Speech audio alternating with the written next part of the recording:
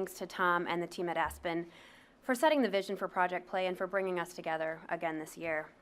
I know I'm excited to be here, and I'm proud for Target to be one of the founding members of Project Play 2020, an initiative you'll hear more about later this morning. As part of that collaboration, we've been working with Aspen on a series of what we're calling parent checklists, resources for building physical literacy that help guide parents and caregivers as they introduce their kids to sports.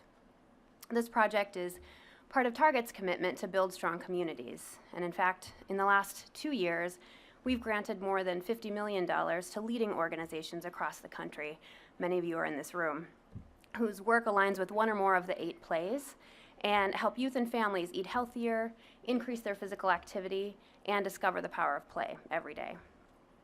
The most recent example of this complements Target's support of US youth soccer as well as Major League Soccer. This summer, we announced a $14 million commitment to increase youth access to the sport through 2 initiatives.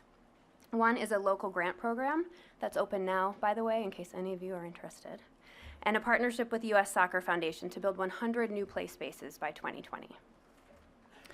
Like all of you, we are focused on leveling the playing field, ensuring opportunity regardless of race, gender, ability, or zip code.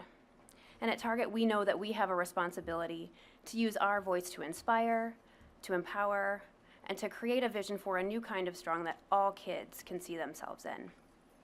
So I'm going to leave you this morning with a behind-the-scenes look at a campaign we launched earlier this year for C9, our exclusive activewear line. It celebrates real people, real stories, challenges all kinds of stereotypes, and I hope starts to change perception about what it means to be an athlete. Let's take a look.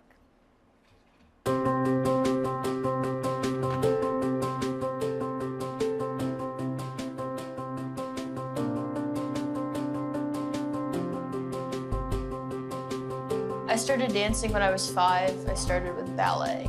Hi, I'm Lizzie and I love to dance. I suffered a spinal contusion my last season playing. The identity of football was kind of taken. I'm Keith Mitchell, former professional football player turned yogi. I'm capable of way more than I give myself credit for. My name is Kendra Bailey, and I'm an adaptive athlete.